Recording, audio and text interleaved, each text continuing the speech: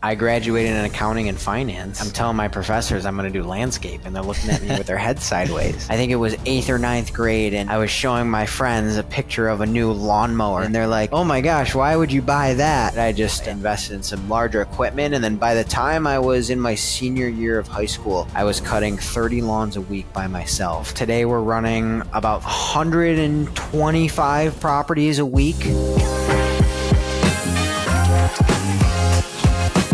Welcome to the Business Blitz Podcast. We're here with Aaron Partridge, one of my childhood friends and serial entrepreneur. Aaron and I are partners on our company Greenbox Storage, and he also runs AA Landscaping up in Buffalo, New York, where he's from. Welcome to the show, Aaron. Yeah, for sure. Thanks for having me, Colin. I know this has been long awaited. Super excited to be joining you today. And yeah, I'll give a brief introduction. My name's Aaron. I was born and raised in Buffalo, New York. And I really started getting into business when I was younger, cutting a couple neighbors' lawns. And then I went to school at Liberty University, and, you know, me and Colin kind of connected over student storage after we were buddies playing hockey. And you know, we kind of took it from there. So I graduated from Liberty in 2021 and have been doing landscaping and working with Colin ever since. So excited to kind of share some insights and experiences that I've had. Great. So let's talk about that, your introduction into entrepreneurship. You said you were cutting some lawns for some people. How did you go about getting those clients? And how did you start to scale that into what AA Landscaping is today?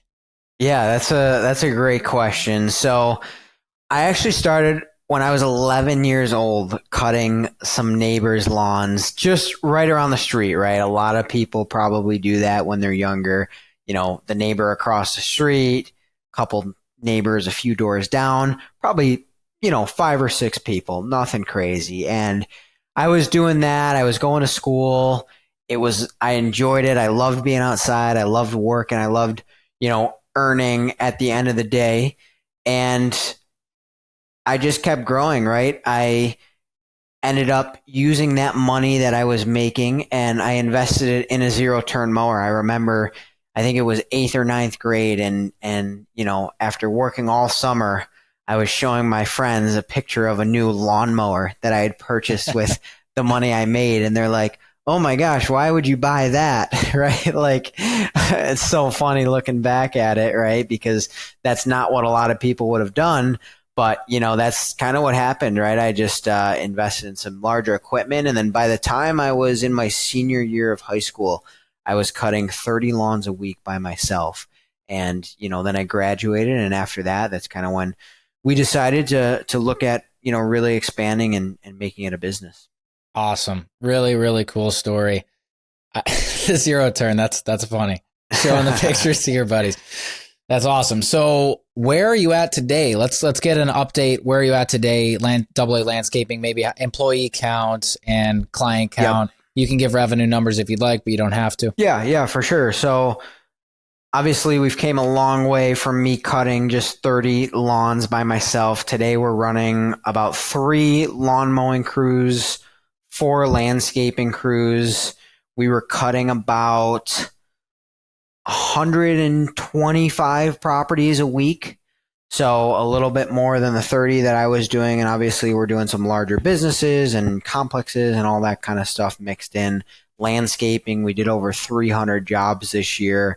And yeah, we've grown a ton. We had about 20 employees the whole season. So, you know, it's been an exciting ride, and excited to see, you know, where it's going to go from here.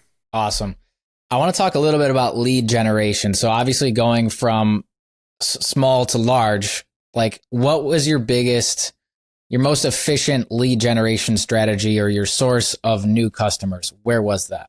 Yeah, I would say the biggest thing for us has been our brand. We invested heavily in wrapping our trailers and, you know, having our logo everywhere, like the guys wearing t-shirts and leaving yard signs and handing out flyers in our target areas. And over time, right, it doesn't happen instantly, but over time, you know, we go on an estimate now and everyone says, oh, I've seen your trucks around. I've seen you guys do work before. You did work down the street, right? So we're starting to get known where we're at. And then on top of that, the second thing I would say is we have a strong presence on Google. I think we're at about 82 reviews at a 4.9 rating. So that really helps us with social proof. I know that's something you're pretty big on, Colin. So that really helps us. And we started looking at other marketing to help grow even further. But for now, those two have definitely been the top of where we're at. Awesome. And I imagine that having 20 full-time employees can be difficult to manage and probably difficult to recruit for as well. I'd like to ask you maybe one of your biggest management/leadership tips. Can you give us something about how to manage that large of a group of people? Yeah, there's definitely different levels, right? Because when it's you on the crew, you're pushing efficiency and you're executing the result, versus now it's more strategic, right? Like, what structures can I put in place? What can I do to keep the team motivated? So I think there's definitely different levels to it, and I don't have everything figured out. But the number one thing I would say as my tip is just, do what you can to make sure all the employees know what they need to do to succeed. Your job as a leader is to make others' success easy. And when someone doesn't know what they need to do to get to the next level or earn, more compensation or whatever that might look like, that's when they're going to become demotivated, right? So you want to keep that energy up. You want to keep that motivation level high and everyone to understand, what it's going to take. Gotcha. Okay. That's great. I noticed you said you want to give them a clear path for how to earn additional income, how to earn more money. And I know just from our conversations that you have some performance-based metrics or so at least ways for them to earn more money based on how well they do at their job. Can you touch on that structure that you put in place? So I'm super big on incentives. We try to have every employee incentivized off of something, right? Whether it's our managers off of gross margins on projects. So that's kind of what we do for our project managers. For all of our field employees, we directly correlate their bonus to labor hours, right? So every project, we have an estimated labor budget on the job. And if they spend more labor hours than what's on the budget, they don't get a bonus. But if they spend under what we budgeted, then they would get bonused out on that. So it really helps everyone to be aligned with the goals, right? Because I think that's one of the most important things is, as a leader, you need to figure out how to get your team aligned with the mission and vision and the ultimate goal of the company. Gotcha. Great. And I want to talk about the other side there, the bringing on the employees, the recruiting side of things. Obviously, every business owner listening to this who wants to scale their business needs to bring in A-player employees. What do you look for in an interview in an employee? I look for someone who's got energy, who smiles, looks like they want to be there, right? I'm not looking for someone who's a jokester and joking or, using profanity in the interview. I want someone who's serious about their goals, wants to grow and achieve big things through our organization. That's awesome. Okay. I want you to tell me about a pivotal moment in your career that shaped who you are today. Could be professional, could be personal. One pivotal moment. When I graduated from college, obviously I could have went and got a job, right? Like a lot of my friends did, or I could have done something else, right? And not went on my own and tried to own my own business and go through all this stress and, just all the hurdles you have to take as a business owner. But, my now fiance, Maddie, was very encouraging in it. She helped me out for a little bit. And, I put my trust and faith in God and persevered and, put in the time. And I think something you talk a lot about too, Colin, is just consistency, right? It doesn't happen overnight. You just got to be consistent in what you're doing. So I would say that was definitely probably the biggest pivotal moment. Graduating college. Yeah. Most people go one way. Some people go the other way, stay doing their own thing. And yeah, That's definitely a pivotal moment. It was, yeah. I mean, and then imagine like I graduated in accounting and finance, and I'm telling my professors I'm going to do landscape, and they're looking at me with their heads sideways. So Yeah. yeah, and it was something where, I had support from the right people, and, I'm very thankful that, my parents and my now fiance wasn't like, oh, what are you doing? Right. Like they've been super supportive the whole way. So, yeah, it's been great and a fun ride for sure. That's great. Now I want to ask you about a learning experience you've had professionally. What is one story, one example of a learning experience you've had that you don't want to make that mistake again? I got a lot.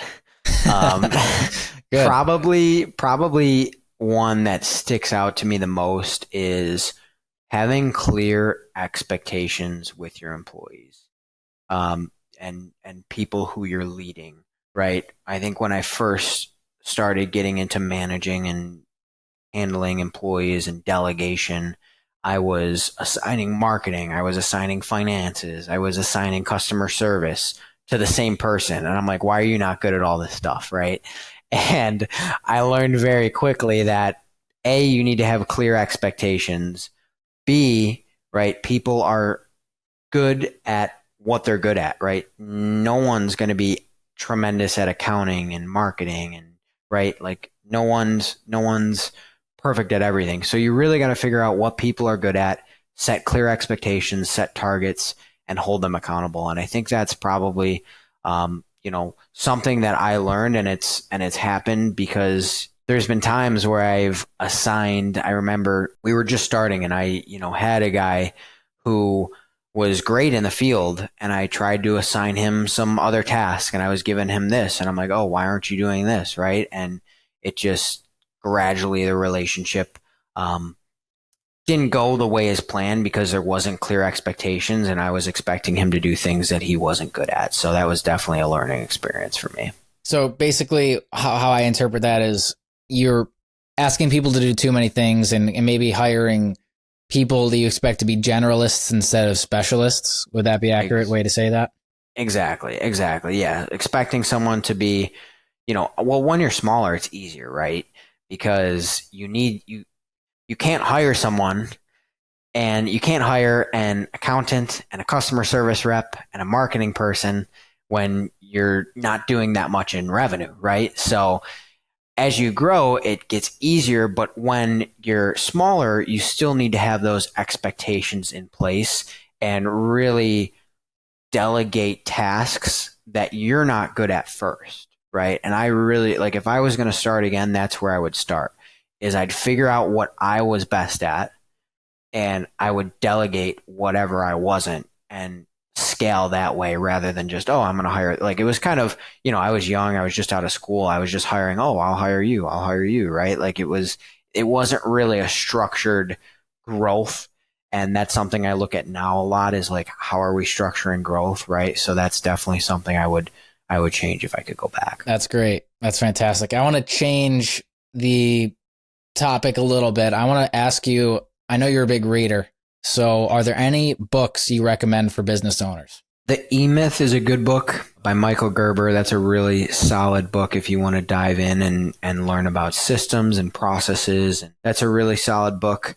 And the other one is Sell or Be Sold by Grant Cardone. The biggest thing in business is you have to be committed and you have to be sold on what you're doing. And if you're not sold, then you're never going to convince employees, customers, vendors to come with you on this journey of entrepreneurship. So those are the two books that are tremendous and that definitely have, given me a lot of insight.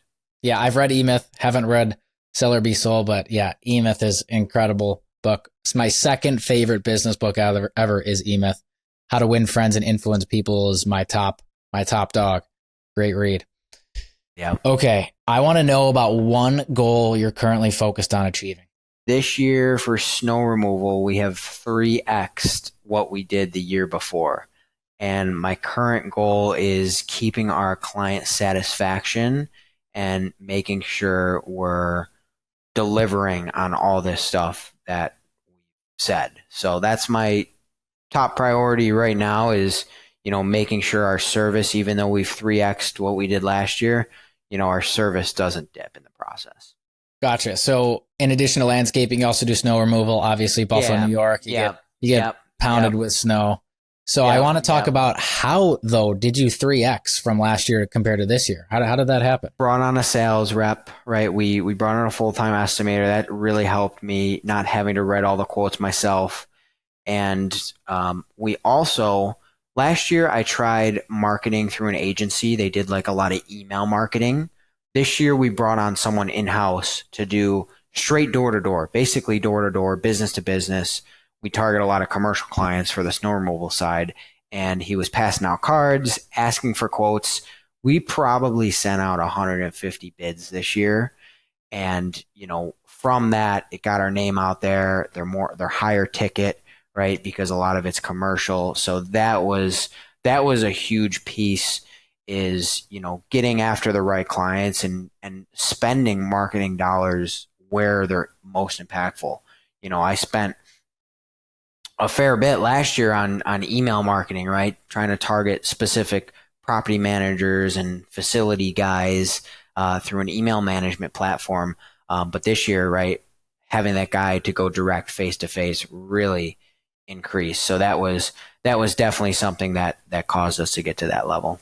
Trial and error, right? You never know what's going to work right off the bat, but once you actually take action and you figure out what works and what doesn't, and then you can double down on that in the future. So love that. That's great. Exactly. Yeah. And one other thing I'll add on that too is just like we were ready for it. It wasn't something that just, we 3x, right? We planned to 3x. Last year we were running, 4 trucks and 1 skid steer.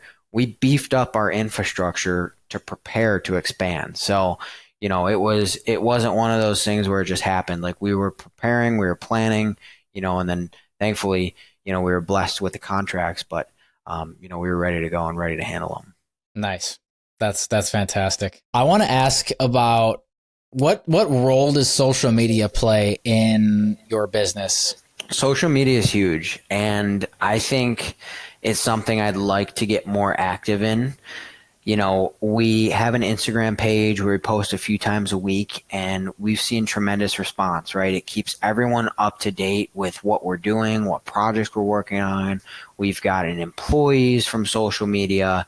So it really does play a huge factor. And I think heading into 2025, it's definitely something I want to put more focus on, because I truly believe what you're doing with Founder Brands and, what you've done on Twitter, and obviously you're getting into other platforms now as well. It really just paves the way for you to scale and grow, because think about it, right? If someone knows your story, if they know what you do, if they're familiar with you and they see you on social media, they're going to want to come work with you. And I think that's something that we try to create, but we can definitely be better at. And I think it's a huge role in any business, and for a business to overlook it, even like landscaping, I think is silly, and they're going to get left behind. So I think social media is definitely really important. Awesome. Yeah, I totally agree. And I say this over and over again. The 2 main benefits, in my opinion, to having a brand on social media is 1, networking, which manifests itself through being able to hire, being able to raise money, and just networking with other business owners. And then number 2 is distribution. You can drive leads from social media. So those are the 2 main benefits I see. And yeah, that's all the questions I have for you today, Aaron. Thanks for hopping on. I want you to tell the listeners today, if we want to hear more from you, where can we learn more? Websites, social media, where can we learn more? Yeah, thanks so much for having me today, Colin. Definitely a great conversation as always. You can check me out on my Instagram. Aaron Partridge 47 is my personal. And then if you want to follow our company, it's AA Landscaping LLC on Instagram. That's probably the 2 places where I'm most active. Shoot me a DM, message me. Would love to connect. Again, thanks so much, Colin. Awesome. Yeah, we'll have those links in the comment below, and hit Aaron up. And thanks again, Aaron, for hopping on. We'll see you. Thanks, Colin. Thanks for watching. If you found value in this video, click subscribe below for more business content just like this.